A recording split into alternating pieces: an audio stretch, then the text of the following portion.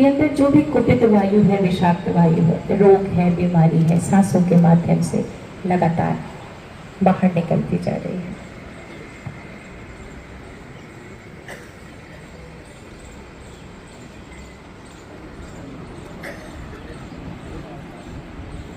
पेट की सबसे अच्छी दवा है कपालभाति प्राणायाम। आप अपना वजन कम करना चाहते हैं, डाइजेशन की प्रॉब्लम है, खाना डाइजेस्ट नहीं होता है, डायबिटीज़ की प्रॉब्लम है, पेट से संबंधित कोई भी परेशानी, और साथ ही साथ शरीर में कहीं भी गिल्टी है, गांठें हैं, स्किन प्रॉब्लम है, सबके लिए रामबाण है कपालभाति प्राणायाम।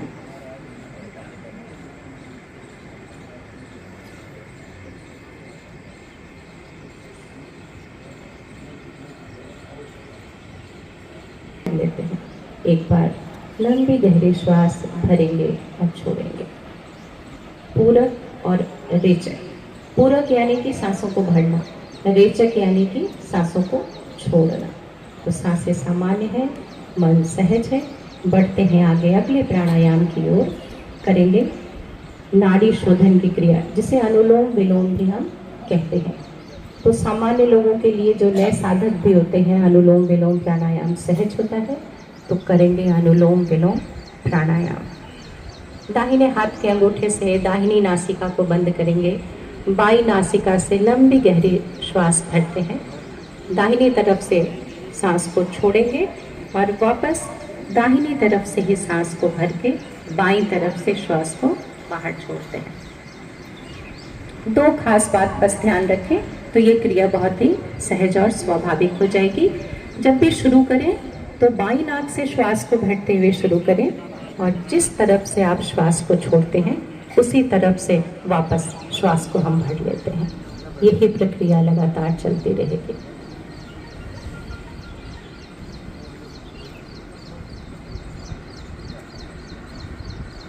शरीर के भीतर की सभी नस नाड़ियां हमारी स्वस्थ होती हैं। पांचों प्राण, पांचों उप प्राण हमारे पुष्ट होते हैं। 72 करोड़ 72 लाख 10,201 नस नाड़ियों का पोषण मिलता है लंबी गहरी सांसों को भरते हुए। और कहते हैं हर रोग बीमारी की सबसे अच्छी दवा है लंबी गहरी श्वास। अनुलोम विलोम प्राणायाम में भी जितनी लंबी गहरी श्वास आप भर सकते हैं, उतनी लंबी गहरी श्वास भरते और छोड़ते हुए लगातार। इसी को जब हम कुंभक के साथ करते हैं तो ये नाड़ी शोधन हो जाती है। हमारे शरीर को स्वस्थ रखने के लिए जो कोशिकाएं हैं वो पूरी तरह से ऑक्सीजन पर निर्भर होती हैं, और प्राणायाम के माध्यम से अधिकतम मात्रा में ऑक्सीजन का प्रवेश हमारे भीतर होता है।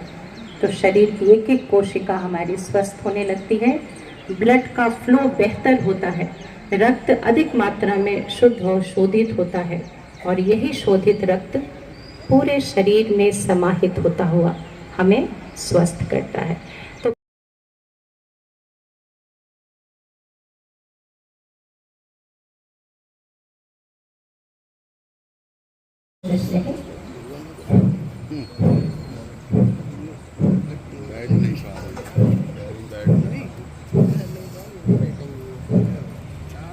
सामान्य लोगों के लिए सामान्य सी प्रक्रिया, 1 सेकंड में 1 स्ट्रोक। क्वेश्चन बस इतना है कि हाई बीपी है, हार्ट की प्रॉब्लम है, तो धीमी गति से करते हैं, आराम आराम से करते हैं कपालभाति के अभ्यास। आंखें बंद, मन सहज, ध्यान को आइए मणिपुर चक्र पे टिकाते हुए विकारों के विसर्जन के भाव के साथ ही साथ कपालभाति प्राणायाम के अभ्यास लगातार। शोधन की क्रिया है कपालभाति। शरीर की शुद्धि होती है। शरीर के भीतर के जितने भी विषाक्त वायु हैं, कुपित वायु हैं, जब आप सांस छोड़ रहे हैं तो वो शरीर से लगातार बाहर जा रही है, और जब सारे विषाक्त वायु शरीर के बाहर चली जाती है तो शरीर फिर शुद्ध हो जाता है, और कहते हैं जो शुद्ध हो गया वो बुद्ध हो गया। तो बंद आंखों में लगातार शक्तिपूर्वक सांसों को छोड़ते हुए कपालभाति प्राणायाम।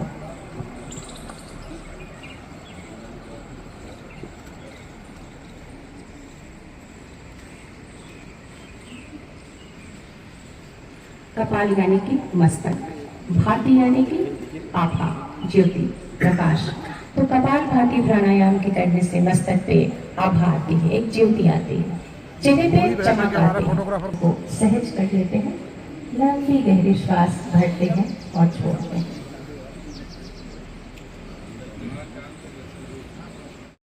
सहज, शांत, हर आती और जाती हुई श्वास पे ध्यान।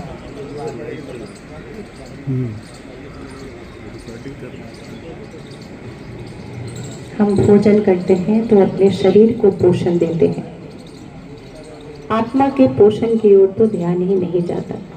लेकिन जब हम प्राणायाम और ध्यान की क्रिया करते हैं तो हमारी जो आत्मा है उसको भी पोषण मिलती है, मन शांत और सहज होता है।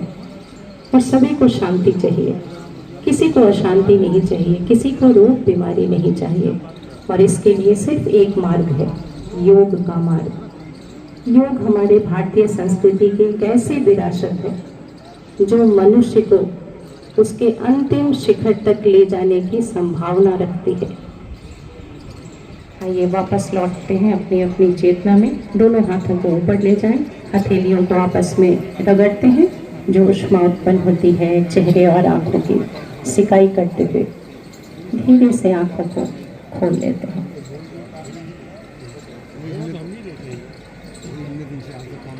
तो यह कॉमन योगा प्रोटोकॉल का अभ्यास आप सभी ने किया और चलते हैं पूर्णता की ओर। करेंगे शांति पाठ। तो सीधे बैठ जाइए, वापस मेरुदंड को सीधी करते हैं। सीधे बैठते हुए दोनों हाथों में ज्ञान मुद्रा बनाते हैं और एक साथ करेंगे सभी शांति पाठ।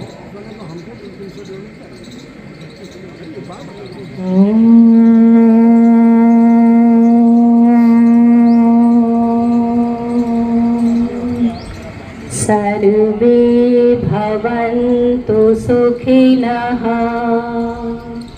सर्वे सन्तु निरामयाः, सर्वे भद्राणि पश्यन्तु, मा कश्चित् दुःखभाग् भवेत्।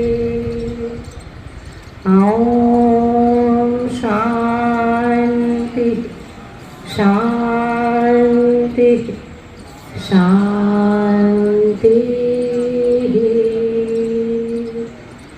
सभी के अंतस मन में विराजमान उस परम पिता परमेश्वर की सत्ता को नमन है, वंदन है। सभी स्वस्थ रहें, सपरिवार स्वस्थ रहें।